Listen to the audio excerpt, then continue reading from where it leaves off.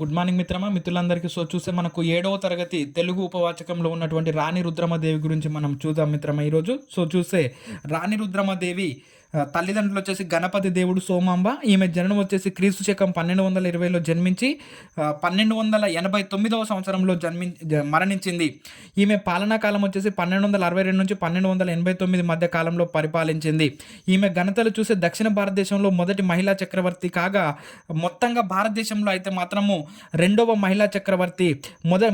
మొత్తంగా భారతదేశంలో మొదటి మహిళా చక్రవర్తి ఎవరు అని అంటే, ఢిల్లీని పరిపాలించినటువంటి బానిస వంశానికి చెందిన రజియా సుల్తానా గారు మనకు మొట్టమొదటి మహిళా చక్రవర్తి భారతదేశంలో. దక్షిణ భారతదేశంలో అయితే రాణి రుద్రమదేవి, భారతదేశంలో అయితే రజియా సుల్తానా. ఈమె 1236 నుంచి 1240 మధ్య కాలంలో పరిపాలించింది.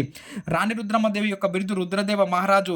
ఈమె కాకతీయ వంశానికి చెందినది. ఈమె యుద్ధ గురువు శివదేవయ్య, నాట్య గురువు జయాపసేనాని. ఇతను నృత్యరత్నావళి అనేటటువంటి గ్రంథాన్ని రచించాడు. నృత్యరత్నావళిలో పేర్ని నృత్యం గురించిన సమాచారం ఉంది. ఆ పేర్ని నృత్యమే నేడు తెలంగాణ అధికారిక నృత్యంగా కూడా పిలువబడతా ఉంది. ఈమె భర్త వచ్చేసి రాణి రుద్రమదేవి భర్త చాళుక్య వీరభద్రుడు. వీరిద్దరికి కలిగినటువంటి సంతానం వచ్చేసి ముమ్మడాంబ, రుయ్యమ్మ, వీరరుద్రమ్మ అనేటటువంటి ముగ్గురు కుమార్తెలు జన్మించారు. మగపిల్లలు లేకపోవడం వలన నా తర్వాత నా బిడ్డ కొడుకు అయినటువంటి, అంటే నా మనవడైనటువంటి రెండో ప్రతాపరుద్రుడు నా తర్వాత సింహాసనాన్ని అధిష్ఠిస్తాడని ప్రకటించింది. మరి కాకతీయ ఈమె సాధించినటువంటి విజయాలు చూస్తే, కాకతీయ సామ్రాజ్యానికి దక్షిణం వైపున పాండ్య రాజ్యము, పశ్చిమం వైపున దేవగిరి రాజ్యము, తూర్పు వైపున కళింగ రాజ్యం ఉంది. అదేవిధంగా ఈ పాండ్యరాజులు కాకతీయులకు సామంతుడిగా ఉన్నటువంటి మన్మసిద్ధి మీద, నెల్లూరుని పరిపాలిస్తూ కాకతీయులకు సామంతుడిగా ఉన్నటువంటి మన్మసిద్ధి మీద దండయాత్ర చేయగా, మళ్ళీ రాణి రుద్రమదేవి వెళ్ళి ఈ పాండ్యరాజులను ఓడించి ఈ నెల్లూరును మన్మసిద్ధికి ఇప్పించేసి వస్తుంది. ఈ విధంగా మనకు ఆమె సాధించినటువంటి విజయాలు ఎన్నో ఉన్నాయి. ఈ యాదవరాజులను కూడా కాకతీయ సామ్రాజ్యం వైపు తలెత్తకుండా చేసింది, తలెత్తి చూడకుండా చేసింది రాణి రుద్రమదేవి. ఆమె పాలనా సౌలభ్యం కోసం రాజ్యాన్ని స్థలాలు, నాడులుగా విభజించింది. స్థలాలకు స్థలకరణాలు, సుంకరులు, స్థలాధికారులను అనేటటువంటి అధికారులను నియమించింది. నాడులకు అమాత్యులు, ప్రగడాలు అనేటటువంటి అధికారులను నియమించింది.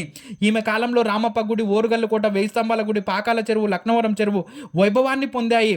అదేవిధంగా ఈమె మరణం వచ్చేసి గంగయ్య సాహిని 3వ తరం వాడైనటువంటి అంబదేవుడు.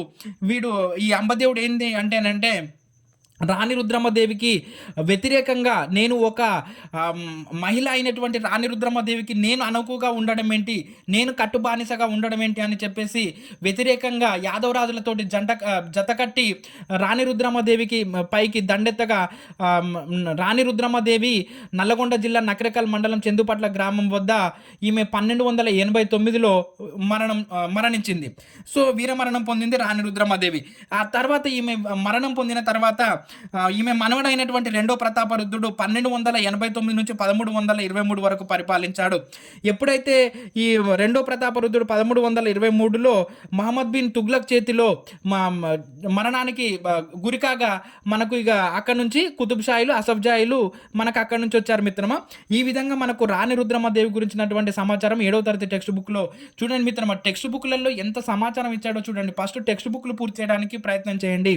అదేవిధంగా మరి రాణి రుద్రమదేవి మనకి ఎక్కడ ఆమె విజయాలేంటి, ఘనతలేంటి మొత్తం కూడా ఇక్కడ వివరించాడు.